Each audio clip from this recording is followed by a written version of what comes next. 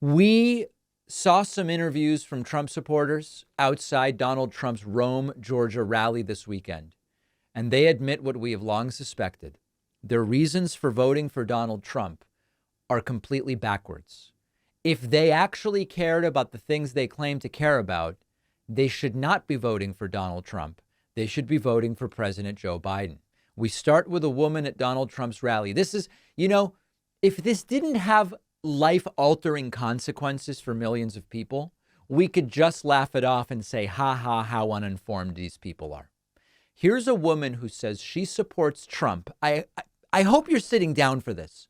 She supports Trump because she's a diabetic and insulin is so expensive. The Biden administration is the administration working to cap the cost of insulin.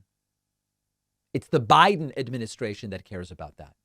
And here's a woman explaining why she supports Trump. Yes, she looks visibly disoriented. You're going to notice that. That's true. So what is it about President Trump that made y'all want to come out and wait in line for hours to see him today?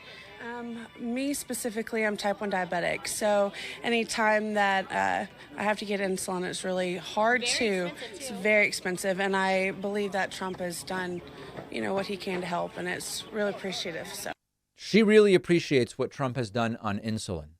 And yet it's been the Trump administration, when it existed, that showed a commitment to allowing health care to exist in a market environment. Whatever it costs, whatever the pharmaceutical companies can charge. But it is actually Joe Biden who has shown a commitment not only on insulin, but on other drugs to say, hey, this stuff's too expensive. We've got to negotiate. You've got to come to the table. We're going to have to offer it, starting with Medicare recipients and eventually to everybody, at a lower cost. Another woman is asked why she loves Trump, and she says he's just so relatable. Really? Is he? That's not something that I've noticed before. For you, what is it about President Trump that makes you think he's one of the best presidents? He is somebody that people can relate to. I mean, even though he's a multimillionaire, billionaire, he has that hometown personality. We can talk to him, we can hear him, and it's good. I feel like that's going to be studied in textbooks. How can a billionaire relate to the average working class American so well? But he does it, and he nails it. When he's talking, I'm like, he's fine. I think that there will be a lot of textbooks written about this era. I don't think they're going to be about how billionaire Trump managed to relate so well to the average man and woman. I don't think that's going to be part of what is in the textbooks. And, I start to feel bad for these people. Trump hates these people. Trump is disgusted and repulsed by these individuals. He spent his entire life as a rich kid from New York City, isolated and trying to stay away from folks like this. They now happen to be his constituents. And the constituents think Trump likes them for anything other than the fact that they can donate money and they can vote for him. And we saw it. We saw it so many different ways. Trump doesn't like these people. And when they are no longer useful to him, he doesn't want a thing to do with them. But when we talk about Don the Con, he's convinced them that he does like them. And that already is really an incredible achievement. A gentleman, and I use that term loosely, outside Trump's Rome rally, Rome, Georgia, by the way, was asked, what do you want to hear from Trump? And the guy didn't exactly have an answer. What are some of the things y'all are hoping to hear the president say today? Yep. I want to hear him tell us that he's going to be there for 2024. I mean, we're here. I'm excited. This is the first time I've been here and at a rally, and I just want to support my president. There you go. Hopefully Trump will tell us, I'm going to be there for 2024, really hitting the most important issues. Here's a woman at the Trump rally who says she's concerned about the Russian propaganda. She doesn't even know it's Russian propaganda. She's concerned about the Russian propaganda story that 60,000 Ukrainian children were kidnapped by Western rich folks so that they could traffic them for sex. And she knows Trump is going to stop it. This is QAnon type stuff. It's mixed and meshed and sort of you put it in one of those salad spinners and just mush it all together. She's fallen for Russian propaganda, doesn't even know it, thinks Trump's going to save everybody from it. Very moment in the Ukraine war. And let's not forget about the 60,000 kids that's missing from Ukraine for human and sex trafficking. I mean, our children are not for Trafficking. That's the hell of a pronunciation. sale, and we need to make a bold statement with that. Right. That's Russian propaganda. That's not a real story.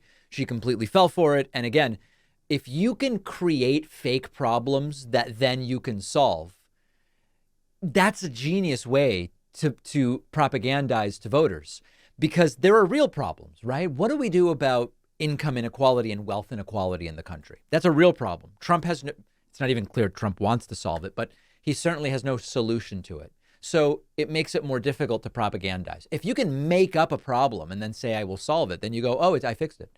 There are 60,000 children that were trafficked by watermelon head Adam Schiff. We're going to get them all back. Hey, we got all those 60,000 kids back. See, you can't find any evidence now of the 60,000 kids. Right, because there was never evidence of it. You made up the problem and now you say you solved it. That's perfect for this crowd. That's exactly the way you get them to vote for you. Here's one last clip. Here is a very bold prediction from a gentleman at the rally. He says this November, Trump is going to win, not with 51% of the popular vote, not with 55, not with 60 or 65, not even with 70% of the popular vote. This gentleman predicts Trump will win with, listen to this. I've been on the Trump train for, about 8 years now, and it's been a great adventure. I met a lot of great folks. Then at Real America's Voice, I took the wrap off and did Real America's Voice for a while, and then put the wrap back on, and now we're back. Same bus, yeah. Now we're back with the Trump bus. I'm rolling hard, and things looking really good. I'm expecting about 90% of the vote will go to Trump.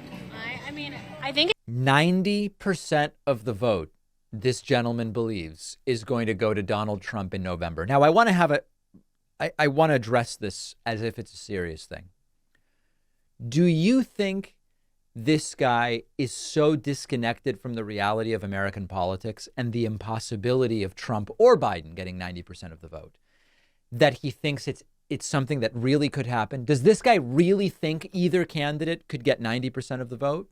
Or is it something you say to signal your loyalty to the cult leader, knowing that it's not actually going to be the case? Or does it all relate to things you've misunderstood or been propagandized to with regard to the so-called election is rigged stuff? Like, in other words, has this guy taken hook, line, and sinker the election is rigged stuff to the point that he thinks the real level of support for Trump is 90%? I don't know which it is, but only someone who has either been brainwashed or is the epitome of ignorance could believe that either candidate, when it's Biden and Trump in 2024, could end up with 90% of the vote. If anything, it tells us he doesn't really understand anything about politics.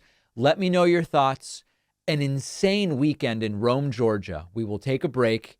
After the break, the secret plan to force Netanyahu's coalition to collapse in Israel that's being discussed in the Biden White House. Very interesting. We'll be right back.